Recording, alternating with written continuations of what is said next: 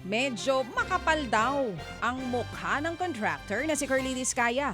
Nang sabihin niya, medyo lang, nang sabihin daw niya sa Senado na para silang nanakawan. Sa utos daw po na ibalik ang mga nakaw na yaman.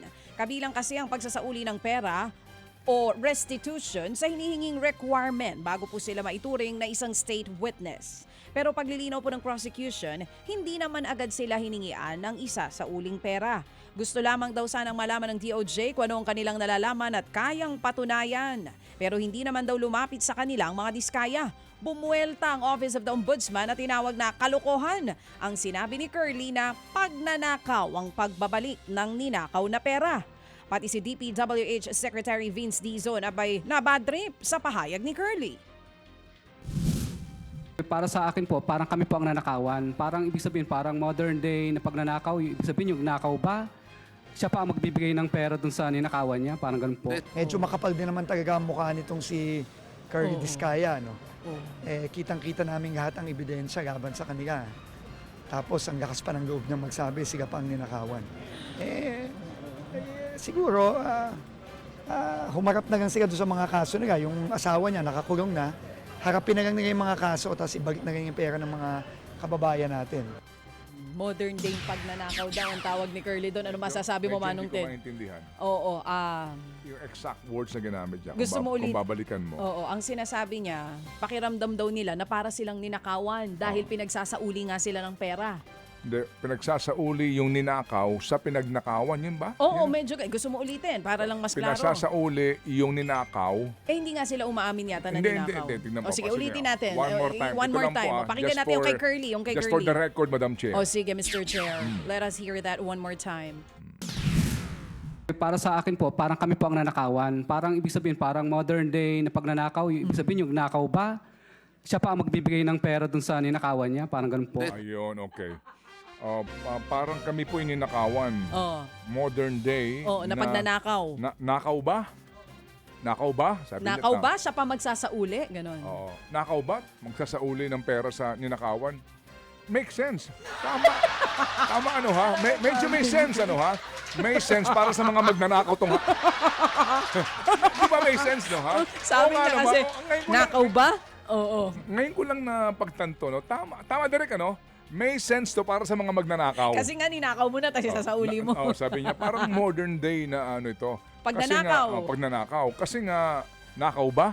Tapos sasauli mo sa ninakawan? May katwiran tong ha. No, ha? May katwiran tong ha. Ginugulo mo na naman ako. O Ang sige point ko, po. hindi yun ang point ko.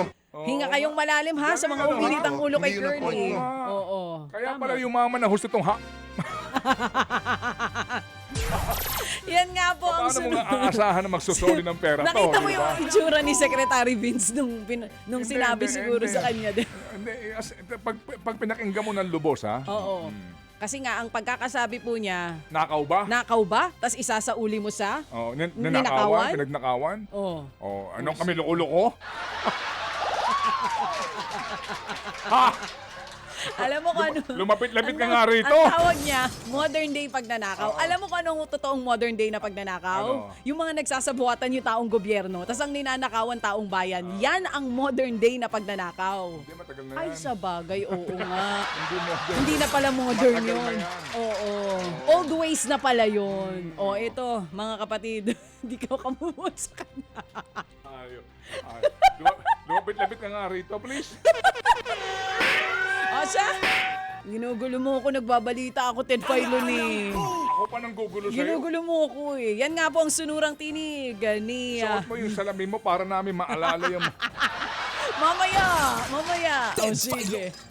Ted Filon, ginugulo ako eh. Yan nga po ang sunurang tinig ni Curly Discaya at ni DPWH Secretary Vince Dizon. Samantala mga kapatid, nanghihinayang po si Batangas Congressman Leandro Leviste na hindi masyadong nakalkal ang laman po ng Cabral Files sa pagdinig ng Senado. Nasayangan daw sa pagkakataon ng kongresista lalo't pareho naman silang humarap ni dating DPWH Secretary Manuel Bonoan sa Blue Ribbon Committee. Hindi natalakay sa pagdinig ang laman ng files dahil kailangan daw muna itong i-authenticate.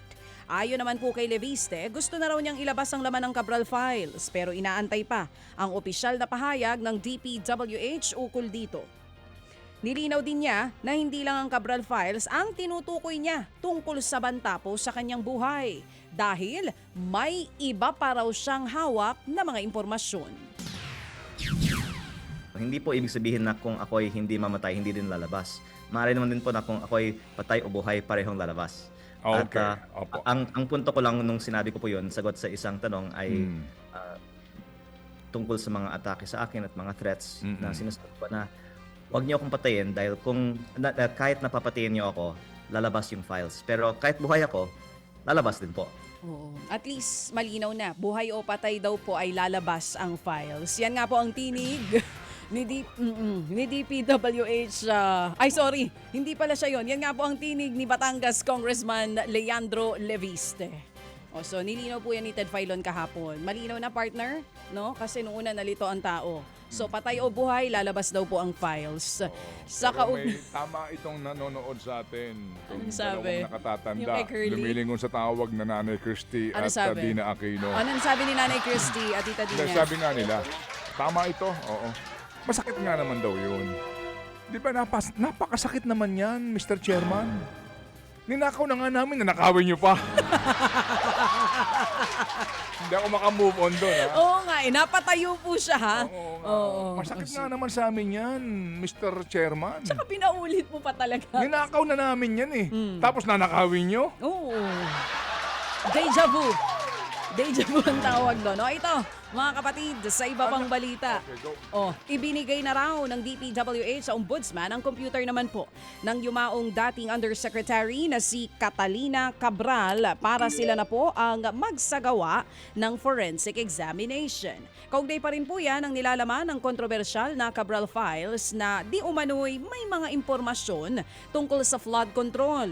Ayon pa kay DPWH spokesman Undersecretary Ricardo Bernabe, hindi sila makakapagsalita tungkol sa mali-maling coordinates ng mga proyekto na ipinasa ni dating DPWH Secretary Manuel Bonoan. Dahil siya lang daw ang pupwedeng magpaliwanag ukol dito. Factual lang po ang aming sinasabi. Ay ayaw po namin mag-speculate or mag-speak on behalf of the former administration as to their reason or rationale for submitting those coordinates to the Office of the President.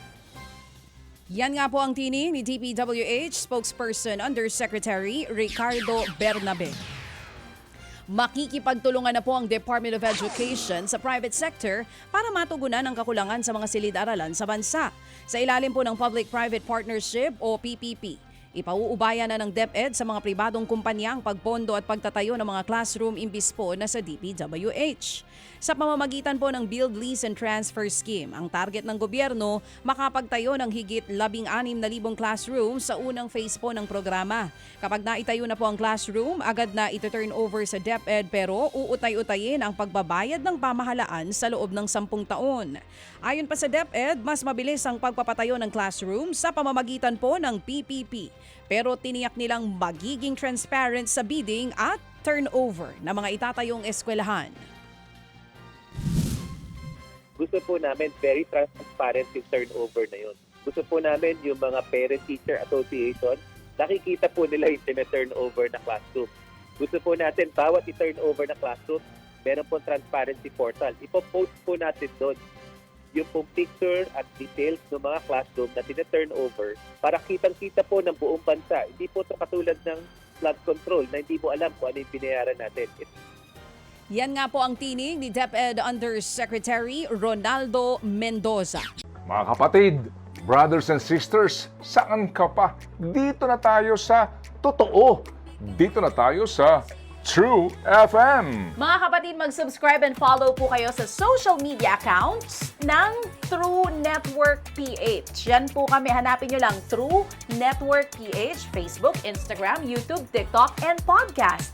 Mapa Apple or Spotify man yan, mahahanap nyo kami. Lahat ng mga napapanood at napapakinggan nyo po sa programa, nasa social media accounts namin yan. So paano mga kapatid? See you sa social media!